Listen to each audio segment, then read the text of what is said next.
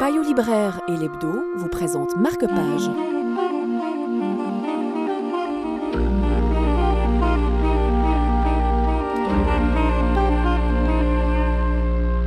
Si, comme la plupart des gens, vous avez été, par exemple, vacciné contre la poliomyélite, vous devez beaucoup à Henrietta Lacks.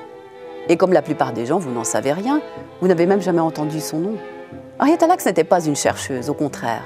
Cette femme noire, américaine et pauvre, en 1951, s'est rendue à l'hôpital de Baltimore, le seul qui accepte les indigents. Elle est malade. Elle souffre d'un cancer. Les prélèvements qui seront opérés sur ces cellules vont révéler soudain quelque chose d'extraordinaire. Ces cellules malades sont dotées d'une propriété extraordinaire, elles se multiplient à l'infini. Elles sont éternelles. 50 ans après, les chercheurs travaillent toujours avec elles.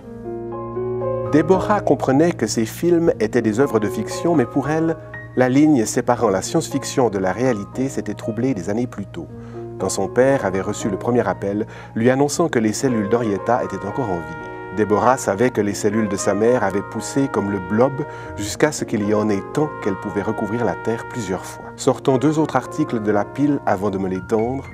L'un était intitulé « Fusion entre cellules humaines et végétales, à quand les carottes qui marchent ?»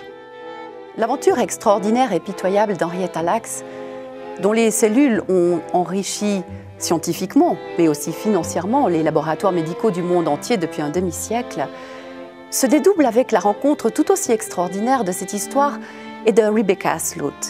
Cette journaliste scientifique américaine a découvert l'histoire presque par hasard et absolument médusée par le fait que ni cette femme ni sa famille après elle, et 2 générations vivent toujours aussi misérablement que Rebecca, n'ont jamais su qu'elles avaient été partie prenante à l'une des aventures scientifiques les plus extraordinaires du XXe siècle. Elle a décidé de le dire, de le faire savoir pour que tous ceux qui ont peut-être été vaccinés contre la poliomyélite sachent à qui ils le doivent. Payot Libraire et l'Hebdo vous ont présenté Marque-Page.